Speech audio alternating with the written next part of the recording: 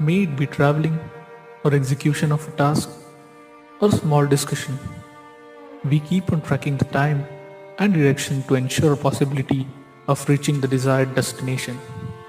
What about life? So let's take a look at journey of our life.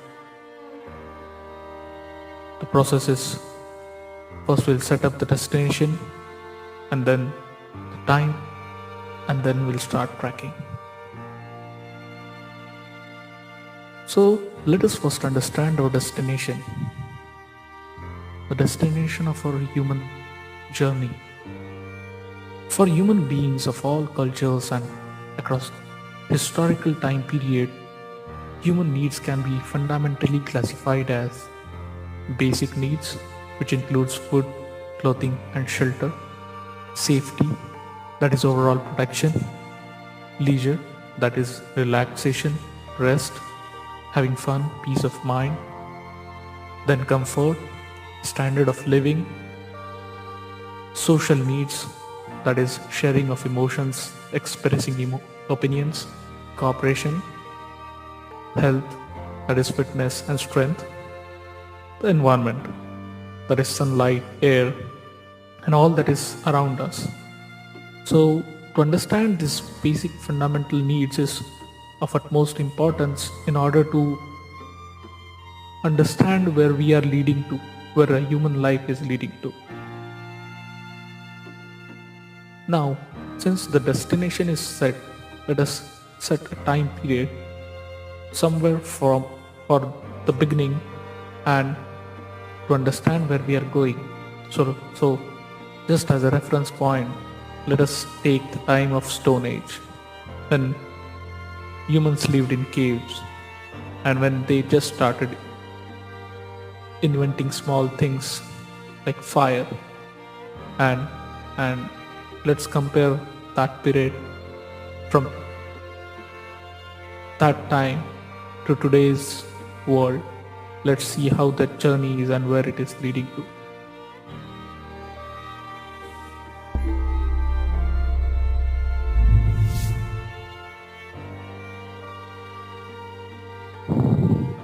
So now we have understood the importance of tracking, and we are now considering the journey of our life. We have set the destination as the fulfillment of human needs that we just discussed.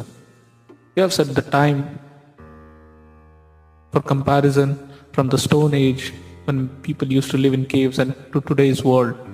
And now let's start tracking. See the screen.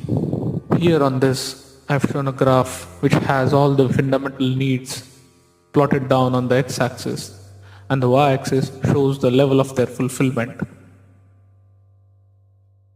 One where the one on the y-axis shows that the need is not met. 2 shows it's just met. 3 is comfortably met, and 4 is exaggerated. We will eventually come to the understanding of what I mean by exaggeration. But as of now, let's focus on these 4 levels of fulfillment. So for the basic needs of food, clothing and shelter, primitive man in Stone Age had these just met, and now have shown that it is exaggerated.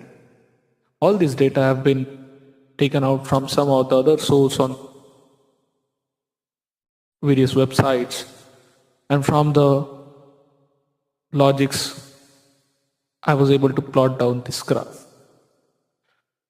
For the fundamental needs of safety or protection, the primitive man was just meeting barely those needs, and now we are comfortably meeting the safety needs.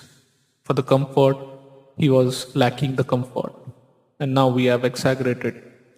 The social needs at that time were barely met. People lived in civilization, people lived together, and the needs were barely met, and now they have been exaggerated with all the social networking sites like WhatsApp, LinkedIn, Twitter, Facebook and whatnot. The needs of leisure at that time were comfortably met, they had relaxation, they had rest, they had time. Now that is just meeting. The health and fitness was quite good due to the immense physical efforts and work that they need to do, and now it has been reduced due to all the comforts we have. The environment at that time was comfortably met. The environmental needs of pure air and sunlight and all the need that we have from environment were comfortably met since we were at the very beginning of uh, our progress and growth, and we were quite in accordance with the system. And now we have depleted the ozone layer, we have caused a lot of pollution, forestation, deforestation, and all this has led to uh, the environmental needs not met. So now we have understood the comparison where we were lagging in the Stone Age and where we are lagging now, and where we are exaggerating, which needs are exaggerated these days. So this is just to make us understand, because all the needs are codependent. See this graph now. I'm trying to lay a band, an optimum band, wherein if all the needs are there, that would be the best level of fulfillment for a human being. It would just be like driving a car in economy. So in this we can see that during Stone Age we were lacking in comfort.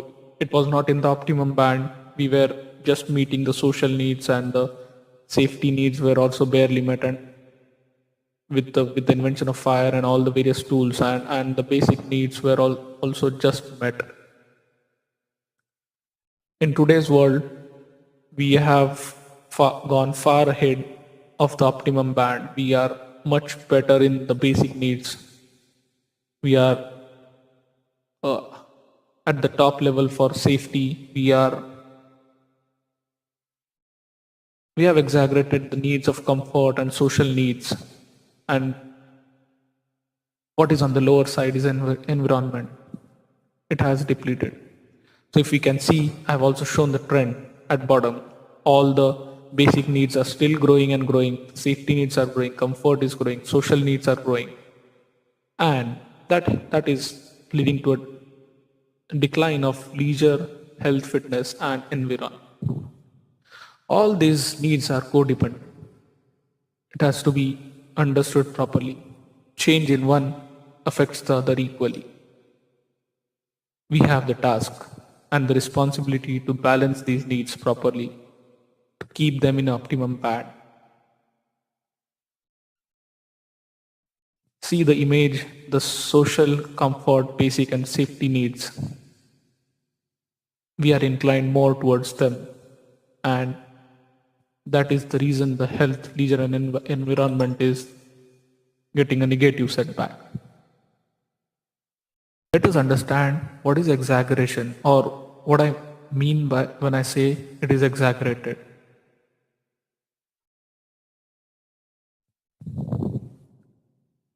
I have shown here the needs. How are they when they are just met? How are they when they are comfortable? And then when we move towards right, how are they when they are exaggerated, and what are the bad effects of their exaggeration? So here we will understand how one fundamental need affects the other. Let's take the first example of food. So, a Stone Age man at the time used to have raw flesh or fruits, vegetables, and hence we can see that the food mate was just barely met. Eventually, with the growth, it became more comfortable, and there was a balanced diet concept in the food. Time went on, and it went to exaggeration. We have a lot of beverages, we have a lot of junk food, and it is leading to an effect on the health fitness need of today's world.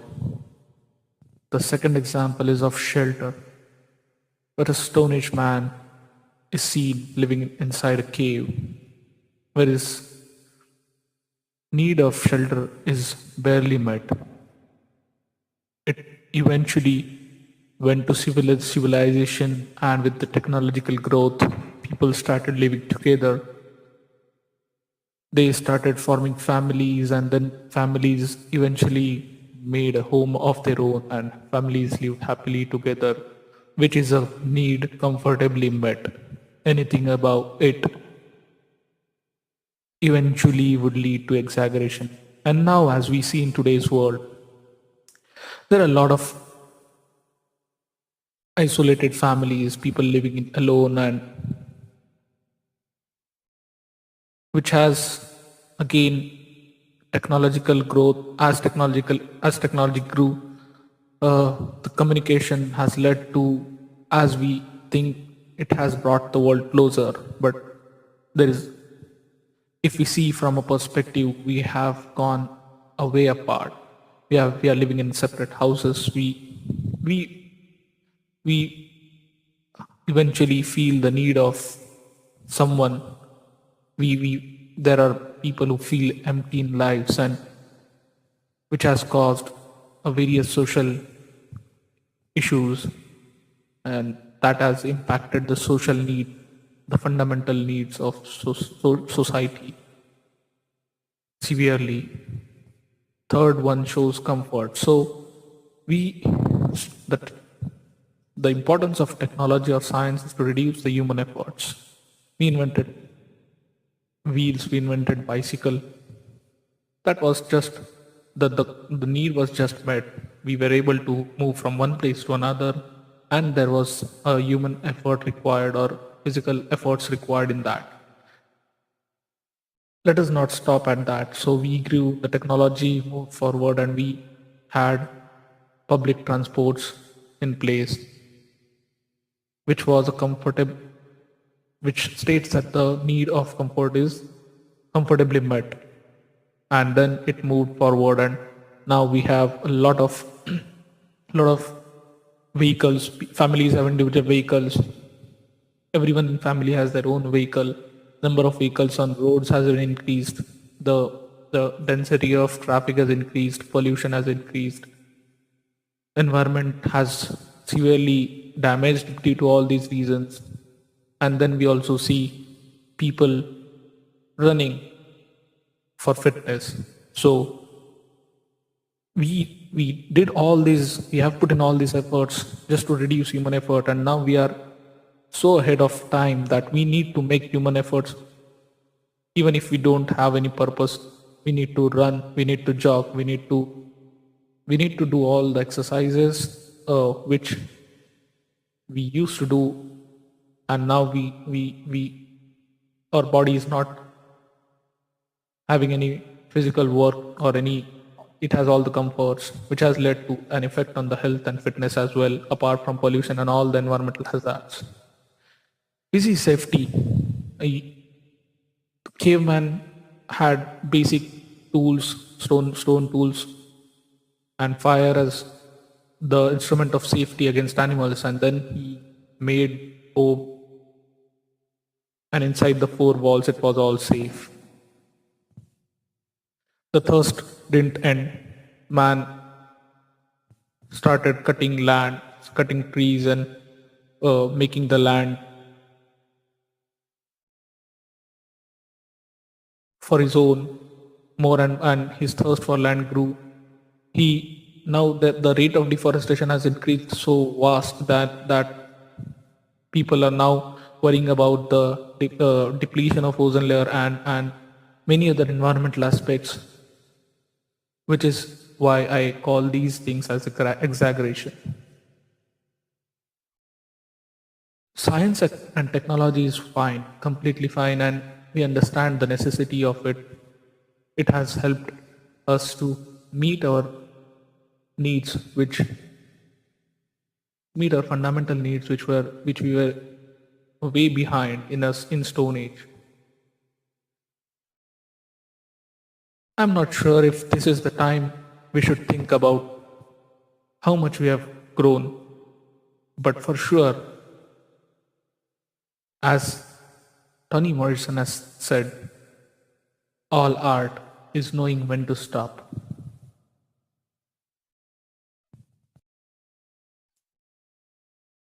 So we have seen the importance of tracking, we have set the destination, we have set the time, and we have tracked the progress. We have also understood, or we have also acknowledged that the art is knowing when to stop. I'm not sure if we want to, but at least we should know when to. So the next discussion or the next idea is, even if we know when to stop, let us understand how to stop.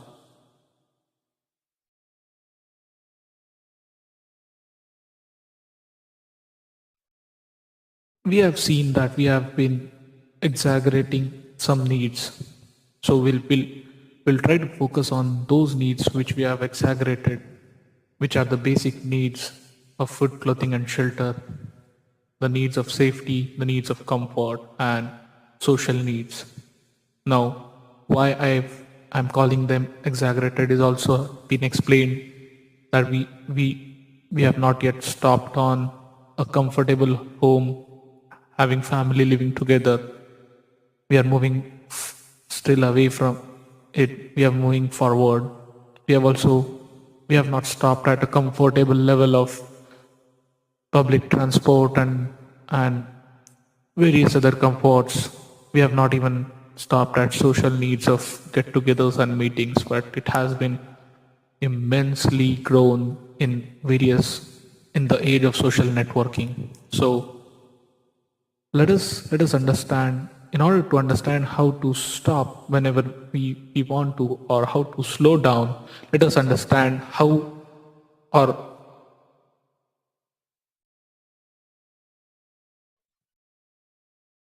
what is the root cause of these necessities. So if we see basic needs, we have all various expectations in life: having a big home, having various clothes, having all the food that we can have in our plate. These are, so expectation, the behavioral aspect of expectation is the root cause of the basic needs.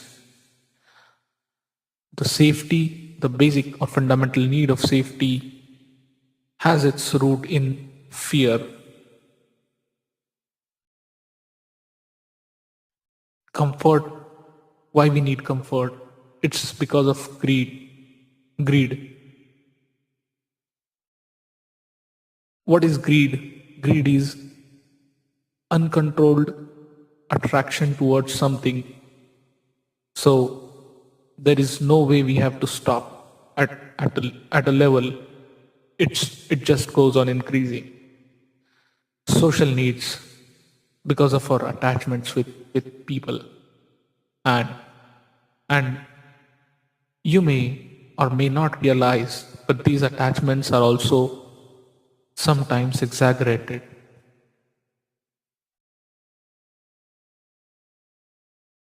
So as we have as we can understand that expectations, fear, greed, and attachments the are the behavioral aspects that lead to the fundamental needs of basic safety, comfort, and social. Now, there is a because of all these behavioral aspects, there is a necessity created in our lives. we rely on some things, and this necessity has led to the technological growth or science. As we all know, necessity is the mother of invention, and we have to understand the necessities and their roots in order to understand the inventions. So now, as we can see, the pivot shows left side of the graph much above the level, a basic level, and the graph at the right has been affected because of that, where we have leisure, that is peace of mind, health and fitness, and environment. So because of all other needs which we have exaggerated, we have had an impact on the leisure, health, fitness, and environment. To bring all the needs to an optimum level, as we have discussed earlier, we have to understand a point, a balancing line which we can target, to bring all the needs closer to. The graph shows a pivot. If we need to have the basic needs, all the basic needs closer towards the balancing line, we have to rotate the graph in an anti-clockwise direction, direction around the pivot, so that the left side of the uh, graph comes down towards the balancing line and the right side moves upward.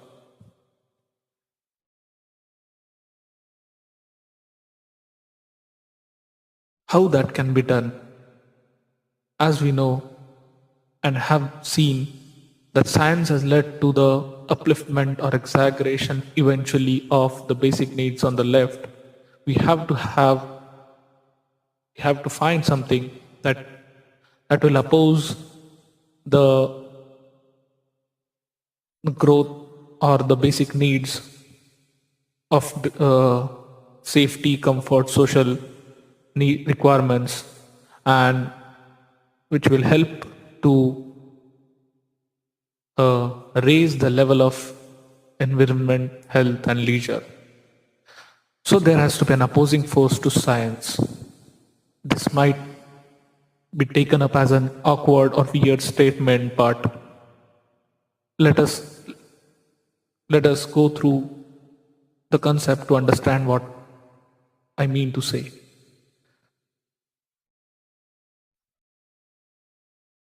So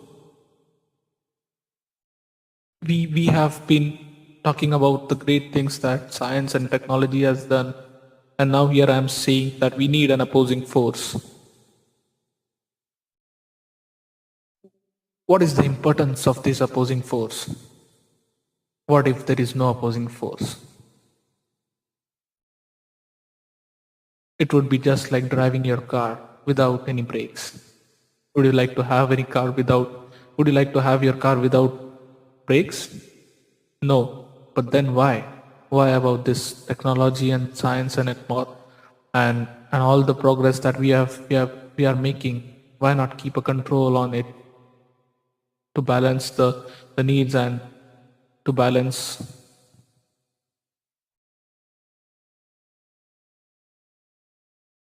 the.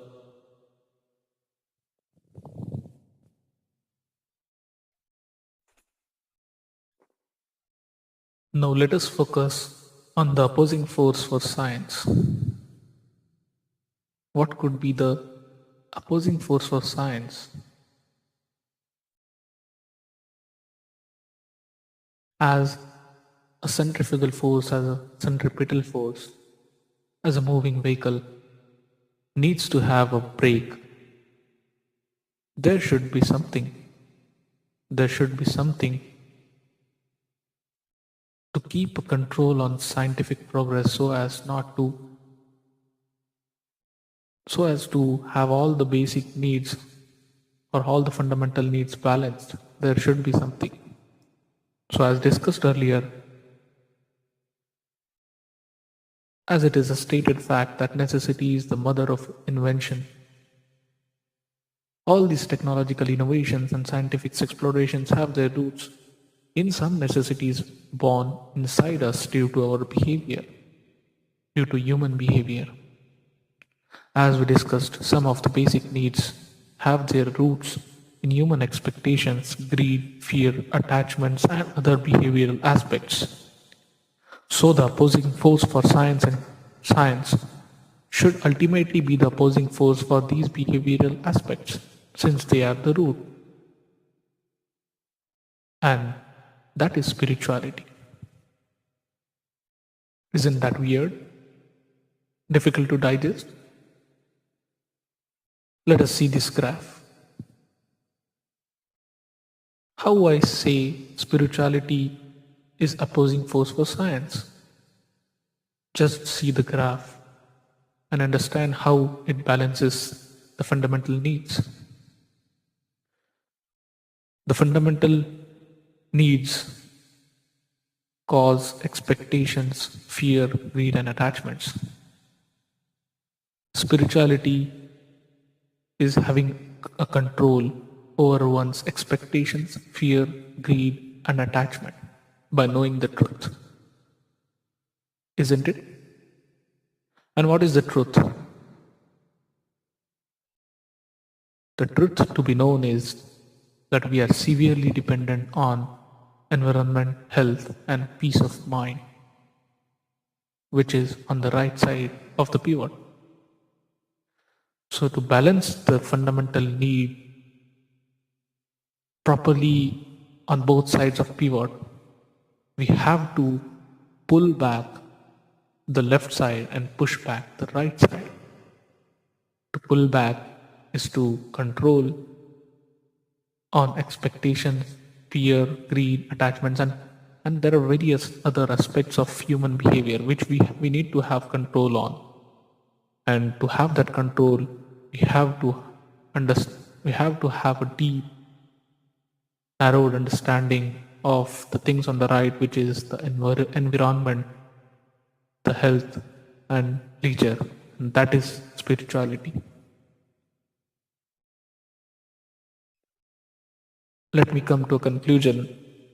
When I say science has an opposing force of spirituality, let us understand how they are different. Science is all about observations, keeping your eyes wide open, looking at opportunities, harnessing them, and using them to make the world a better place for your living. Isn't that the definition or the meaning of science? Science is all about looking outside for the good of us. And spirituality is closing your eyes, diving deep inside, experiencing firm control over your body and mind, and making yourself better for this world.